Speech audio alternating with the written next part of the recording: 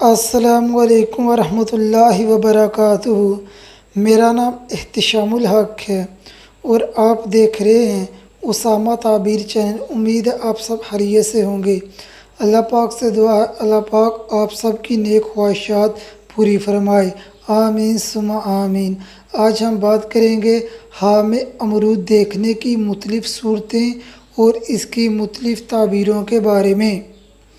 اگر کوئی حاملہ لڑکی خواب میں دیکھے درخت سے امرود توڑ کر کھا رہی ہے اور امرود کا ذائقہ اچھا ہے، دلیل ہے اس کے ہاں صحت مند اولاد ہوگی جو اس کی تابعداری کرے گی۔ اگر کوئی کنواری لڑکی یہی خواب دیکھے، دلیل ہے اپنی مراد پائے گی۔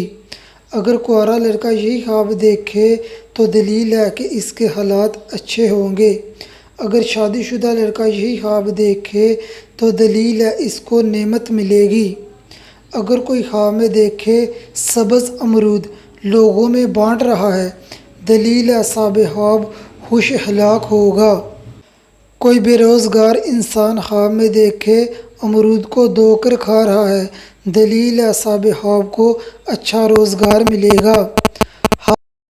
خواب میں بہت بڑے بڑے خوبصورت امرود درخت سے توڑ کر کھانا اور اپنی بیٹی کو بہت سارے امرود دینا، دلیل ہے صاحب خواب کے مال میں اضافہ ہوگا، نعمت ملے گی، خوشی ملے گی۔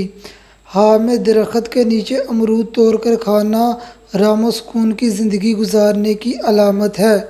اگر کنواری لڑکی یہی خواب دیکھے، دلیل ہے اس کی شادی اچھے لڑکے سے ہوگی۔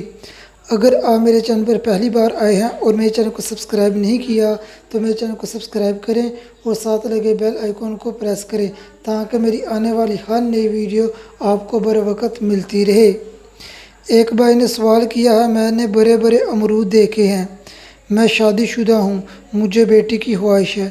اس بھائی کے خواب کی تعبیر یہ ہے کہ اس کے ہاں بیٹی پیدا ہوگی۔ اگر کوئی خواب میں دیکھے اس کو سسر نے امرود دیے ہیں جو دیکھنے میں اچھے تھے، دلیل ہے صاحب خواب کو سسر کی طرف سے نفع ملے گا۔